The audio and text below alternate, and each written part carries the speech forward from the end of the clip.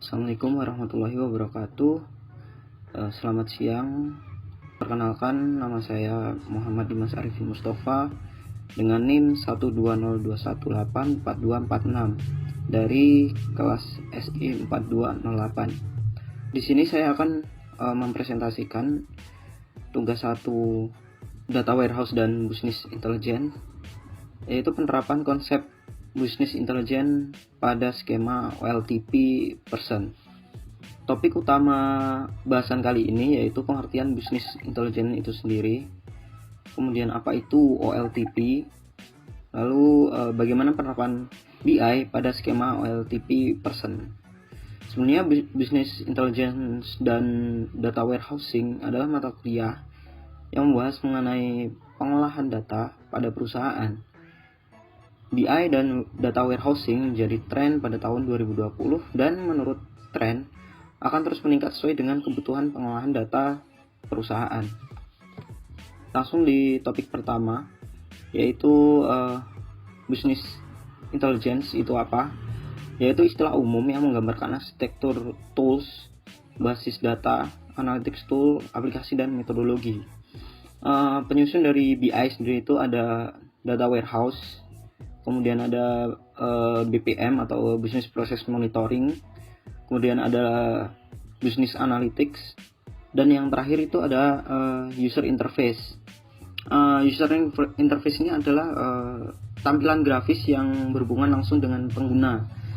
Jadi data-data tadi diolah, kemudian ditampilkan melalui User Interface ini.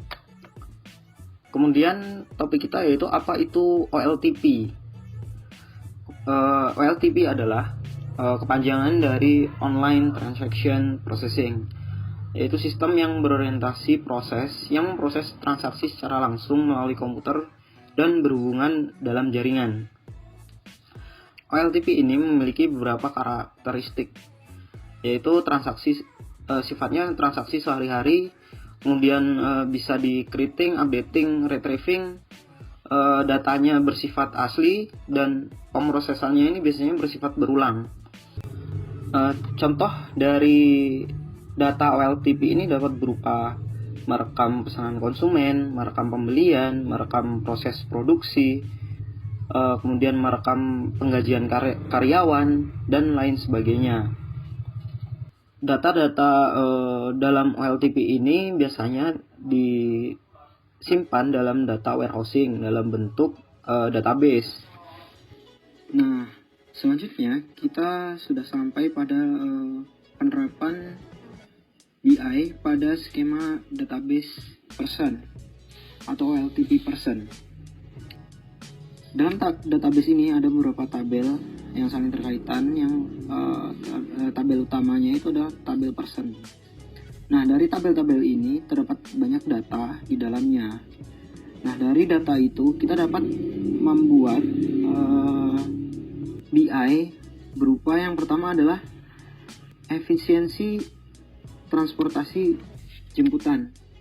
Nah, apabila sebuah perusahaan memberikan fasilitas jemputan bagi karyawannya, data alamat di dalam database ini dapat memiliki peran penting dalam memperhitungkan waktu dan biaya operasional yang harus dikeluarkan oleh perusahaan. Nah, kemudian yang kedua adalah kemudahan analisis dan pelaporan nantinya. Data yang terkait di sini adalah data business entity. Entitas bisnis memiliki peranan untuk pegawai accounting dapat menentukan data ekonomi mana yang perlu dianalisis dan dicatat dan dirangkum dalam laporan. Kemudian memperkirakan biaya pajak pegawai. Data yang berperan di sini adalah data country region. Dalam sebuah negara biasanya memiliki aturan dalam ketenaga kerjaan. Nah, sedangkan di Indonesia sendiri, seorang pegawai memiliki kewajiban membayar pajak. Data country region ini dapat digunakan untuk memperkirakan biaya yang dikeluarkan untuk pajak pegawai, karena tenaga asing memiliki regulasi tersendiri di Indonesia daripada dengan tenaga dalam negeri. Seperti itu. Dan yang terakhir, yang nomor 4, yaitu memudahkan dalam pemberian tugas atau informasi secara personal. Data yang berperan di sini adalah data email address dan juga person phone. Dalam perusahaan biasanya terdiri dari beragam divisi, mulai dari layanan pelanggan, HRD, dan juga pemasaran.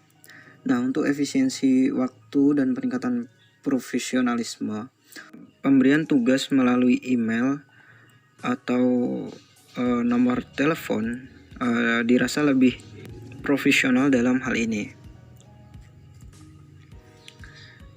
Nah, itulah beberapa BI yang dapat diterapkan dalam skema person pada kali ini. Terima kasih sudah menonton. Semoga video ini bermanfaat bagi teman-teman semua.